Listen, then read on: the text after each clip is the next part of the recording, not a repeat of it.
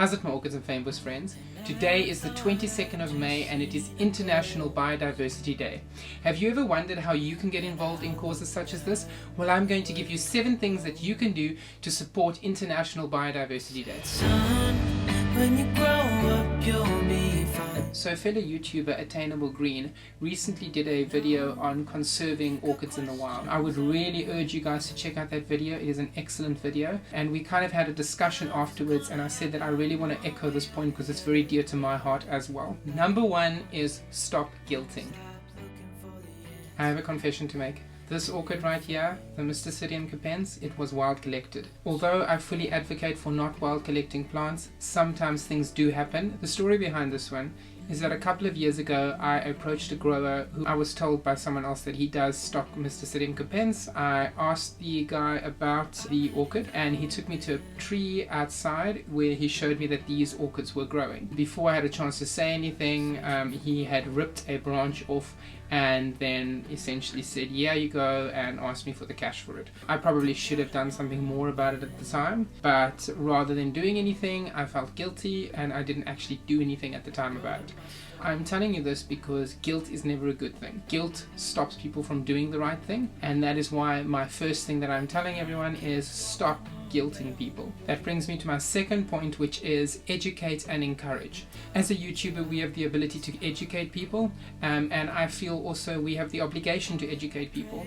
We are growing a lot of things in our collection, and in some cases certain plants might be endangered and things like that. As YouTubers, we can educate others out there about conservation and the importance of biodiversity. We can encourage people to understand why they shouldn't be doing something rather than "you should have not done that" or "how could you have done that," because that just again creates guilt. It is only through education that we can adjust our internal compass and make the correct decisions for ourselves. Like that moment was my trigger, you will make your own decision on what you are going to accept and what you will not accept as a person. Now that the difficult discussion is out the way, let's talk about number 3, which is be cautious. So there are 2 things I want to chat about here. The first thing is location pings, and the second thing is watch where you step. So around location pings, we need to be aware and mindful that there are many critically endangered species out there, and in some cases we can be talking about very low numbers of plants that exist nowhere else in the world but just in that location. So be mindful when you are putting location pings on your photography, whether that be on Instagram, YouTube, wherever you are doing it. Obviously, if there is an endangered or a vulnerable species that is well known to exist in that area, for example, I think of darling, everyone knows that those plants are in that area. Yes, they are vulnerable, but they are on private properties or reserves. It is okay in those cases to say where, or in my opinion, I should say, it is okay in those cases to say where that plant is found. But if you discover something in the wild, or if you know that the population is extremely low, just be careful about your location pings and when you are showing the location of an orchid or another plant species. The second point was watch where you step. So when you are doing wildlife photography, you will obviously find plants. They're not going to be right on the road. You're going to have to walk into the field, and you need to watch where you are actually standing and what you are standing on. It might seem silly, but try to stand on stones and rocks and things like that, or areas where you can see that there's no vegetation, because what happens is that there are many little species of plants, and in some cases some might be critically endangered, vulnerable, things like that, and you do not want to be damaging those plants in the wild and where you are standing. So just watch where you step if you are doing wildlife photography or taking pictures of plants in their natural environment. Number 4 is create awareness. It is essential that we are creating awareness about threatened and rare species. In my opinion, talking about things often leads to change, and hiding things or ignoring things, again leading to that guilt aspect, does not create any change. There are many people out there talking about we should not discuss rare plants, or it's not as important to discuss rare plants because it creates this excitement in people that, "Ooh, I want to get my hands on that thing."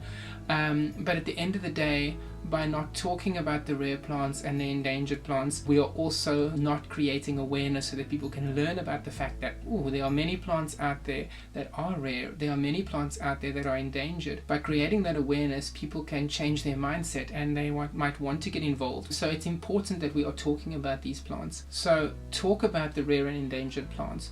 talk about why they are rare and endangered, talk about what we can do to make a change, talk about, you know, growers who are harvesting from the wild versus those who are culturing plants, and talk about the more sustainable way of growing plants and obtaining plants. Find out whether the species that you are purchasing is an endangered or threatened plant, and ask the grower how they obtained that plant before you do purchase these things. I know many people are growing hybrids, so it's a lot easier. In those cases you don't have to do that, but when you are purchasing orchid species, it is essential that you are doing this. Now, number 5, which is the crux of this video, is learn the lingo. What is the IUCN? Do you know who they are?